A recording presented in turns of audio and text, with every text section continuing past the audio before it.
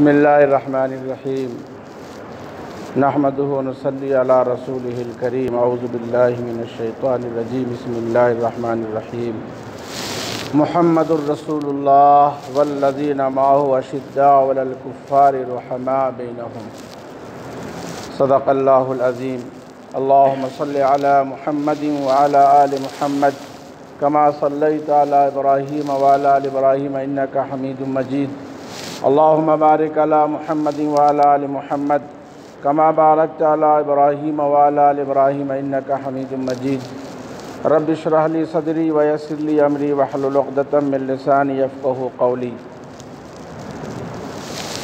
بزرگو دوستو، جمعہ تو ہر ہفتے آتا ہے، لیکن بعض جمعہ اپنی نوعیت کا ایسا منفرد ہوتا ہے جو ہمیشہ یاد کیا جاتا ہے اور قیامت تک یاد کیا جائے گا۔ حضرت علی رضی اللہ تعالیٰ عنہ فجر کی نماز کے لیے اپنے گھر سے نکلے تھے اور آپ کی عادت یہ تھی کہ آپ اٹھاتے ہوئے لوگوں کو جاتے تھے، آواز دیتے ہوئے جاتے تھے۔ اگرچہ خلیفہ تھے، مسلمانوں کے بادشاہ تھے، لیکن حضرت علی رضی اللہ تعالیٰ عنہ کی عادت یہ تھی کہ گھر سے نکلتے ہوئے وہ لوگوں کو آواز دیتے ہوئے جاتے تھے، چلو فجر کے لیے، نماز کے لیے۔ دشمن طاق میں بیٹھا ہوا تھا، جمعے کی شب تھی، صبح تھی، دشمن نے آپ کو طاق کر راستے میں آپ پر حملہ کر دیا۔ وہ جمعے کی صبح تھی۔ حیدر علی رضی اللہ تعالیٰ عنہ سے لوگوں نے کہا کہ حضرت اپنی زندگی میں آپ اپنے بعد کسی کو خلیفہ نامزد کر دیجئے۔ حیدر علی نے کہا کہ میں اسی بات پر عمل کروں گا جس طرح حضور نے کیا تھا۔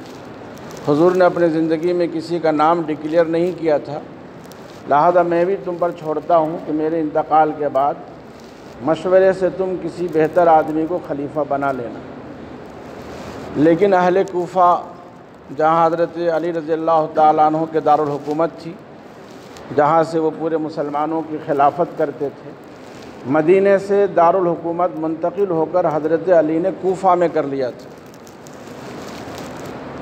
بقیہ حضرت علی سے پہلے تینوں خلیفہ، حضرت ابو بکر، حضرت عمر، حضرت عثمان کا دارالخلافت مدینۃ المنورہ تھا، لیکن کسی مصلحت کی وجہ سے حضرت علی نے مدینے سے دارالحکومت مرکز کو کوفہ منتقل کر لیا اور وہیں پر مسلمانوں کا دارالحکومت قرار پایا۔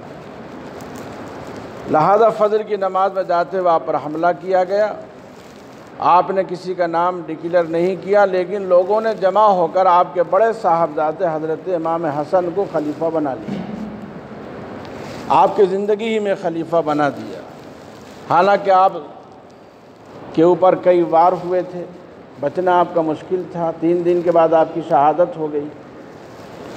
حضرت امام حسن رضی اللہ تعالیٰ عنہ، جو کہ بڑے صاحبزادے تھے حضرت علی کے، آپ کی زندگی میں ہی کوفہ والوں نے خلیفہ بنا لیا۔ تو جمعے کے دن ہی، جمعہ کی صبح، حضرت حسن رضی اللہ تعالیٰ عنہ مسلمانوں کے 5ویں خلیفہ مقرر ہو گئے۔ یہ جمعہ ہمیشہ یاد رہے کہ تاریخی دن ہے وہ جمعہ۔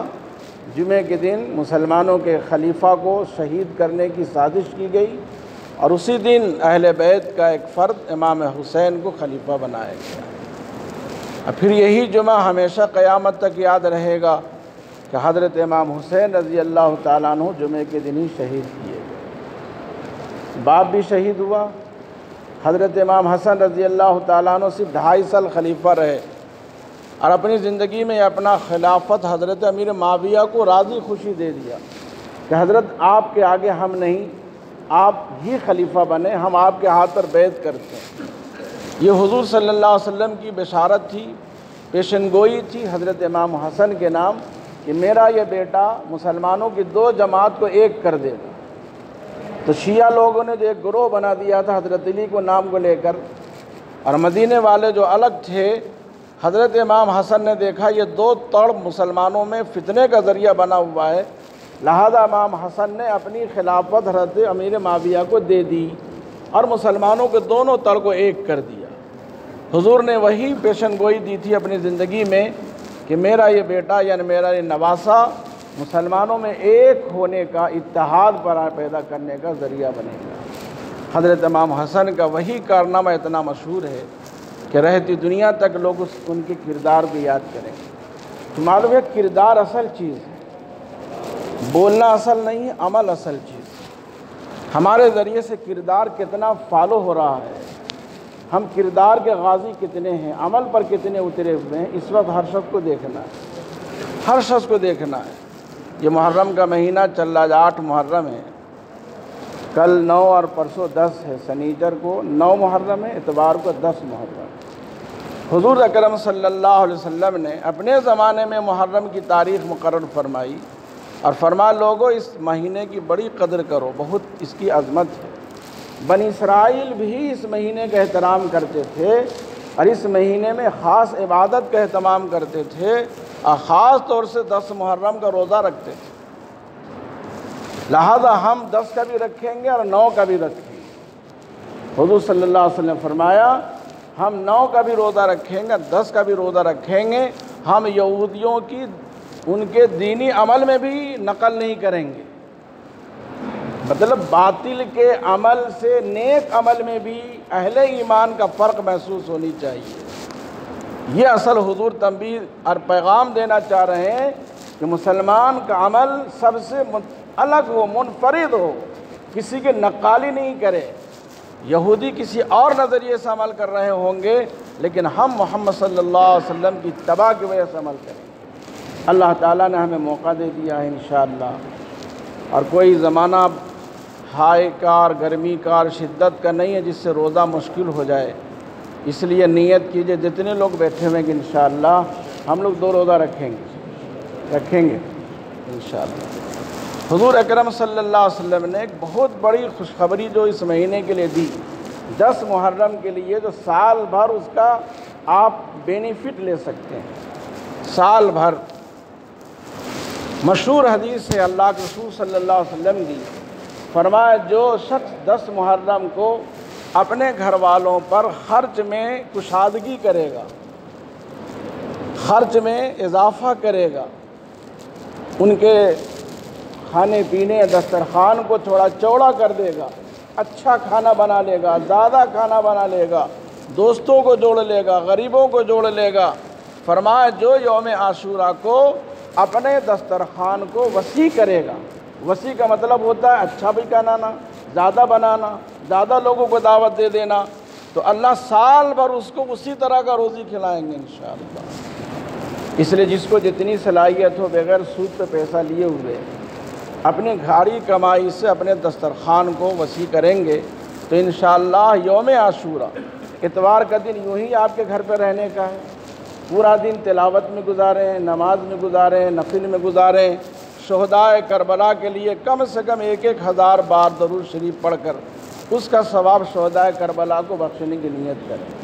یہ بھی نیت کریں کہ انشاءاللہ 1 پارہ ضرور پڑھیں گے 10 محرم کو، اس میں شہیدان کربلا کو کم سے کم 1 پارے کا ثواب بخشیں گے انشاءاللہ، اور نفل روزہ بھی رکھیں گے اور اس دسترخوان کو وسیع کرنے کی کوشش کریں گے، تو آپ سال بھر آپ محسوس کرنا کہ آپ کے روزی میں 11 محرم ہی سے اضافہ ہو جائے گا۔ حضور کی حدیث ہے، یہ کوئی تجربہ کرنے کی بھی ضرورت نہیں ہے، حضور کے عمل کو تجربہ کرنا یہ ایمان کی کمزوری کی بات ہے، بلکہ یقین کے ساتھ کرنی چاہیے۔ حضور نے کہا تو ہوگا، حضور نے کہا ہے 10 محرم کو دسترخوان وسیع کرو گے تو سال بھر اللہ اچھے کھانے کا انتظام کرا دے گا، غربت نہیں آنے دے گا، پریشانی نہیں آنے دے گا، بیوی بچوں کے لیے دسترخوان اور روزی روٹی کے لیے پریشانی نہیں آئے گی، انشاءاللہ اپنی گاڑی اچھی چلتی رہے گی، سال بھر مزدوری بھی ملے گی، کاشتکاری بھی ملے گی، نوکری بھی ملے گی، کاروبار بھی اچھا چلے گا۔ صرف اس نیت سے دسترخوان وسیع کرنا ہے کہ میرے نبی نے فرمایا کہ 10 محرم کو جو شخص اپنا دسترخوان وسیع کرے گا، اللہ سال بھر اس کے دسترخوان کو ویسے ہی پھیلا کر رکھیں گے اور اچھا کھلانے والے بنیں گے۔ انشاءاللہ یہ عزم اور ارادہ آپ کا رہا، وعدہ نہیں کرا رہا ہوں، ارادہ کرا رہا ہوں کہ 9-10 کا انشاءاللہ روزہ رکھیں گے اور اپنے گھر والوں کے ساتھ افطار کریں گے اور ان کے ساتھ روزہ رکھ کر دسترخوان کو وسیع کرنے کی کوشش کریں گے۔ اللہ ہم سب کو عمل کی توفیق عطا فرمائے۔ اللہ